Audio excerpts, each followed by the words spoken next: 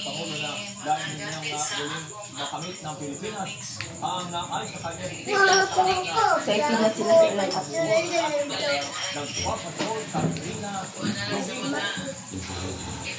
Ang mga tiwaling opisyal ay hindi sumasalamin sa buong gobyerno. Kaya yung ibig sabihin for the negotiation sa bumanang mainit na issue ng nakalimalyang flood control projects at iba pang Tanggiganahan pa sa pamahalaan. ha?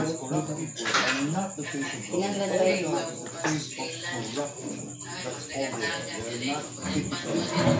Nalawanan ng Pangulo na hindi dapat ikisa lang ang tingin ng publiko sa mga taong gobyerno dahil marami ang tingnan na tapat sa paglilingkod sa bayan.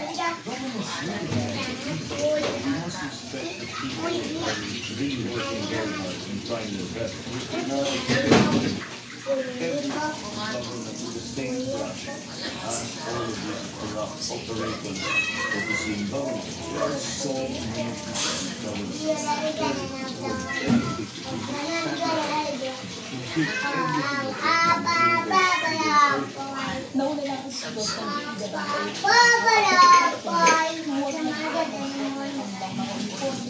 ang kanilang mga kawani ibigod ng umagay pambubulit at pangharas sa kanila matapos ng ilang taon sa mga investigasyon na sangkot umano sa pagnanakaw ng pondo ng bayan ang ilang mga opisyal ng DPWH at mga kongresista habang sinisikap ng Pangulo na makita ng mga dito sa mga nagtatrabaho sa pamahalaan lalo din niyang maibalik ang Pilipinas sa mga bansang may mataas na literacy rate sa Asia.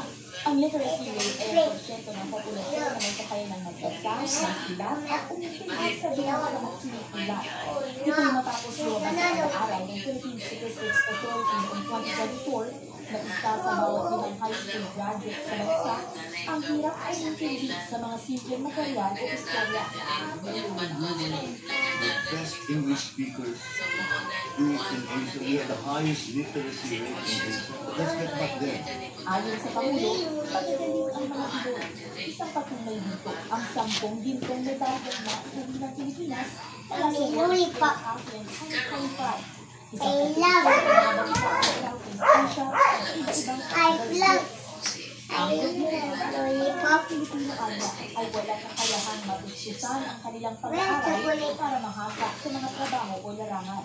Kaya ka ng Pilipino yan, but they have to be trained. There has to be a system that brings them up to the standard so they can be internationally competitive in whatever they do. That's what you need to do. You have to make sure that the generations to come are well educated, they're well able to compete amongst themselves in Kuan ba yun sa iyo nga process ang accommodation mahigad dito na agyon ang bahagi ng conference sa dapat sama para sa mga budget ng project sa 2026 para matulungan ang mahihirap na mag-aaral. Iniutos na rin ng Malacanang na pag-isin ng DepEd at DPWH ang pagpaplano at pagtatayo ng mga bagong silid-aralan sa bansa. Katrina Domingo, ABS-CBN. Kabo ang maligit ako na yung bahay ang kabo sa Panginoon na kumabang sa Cebu.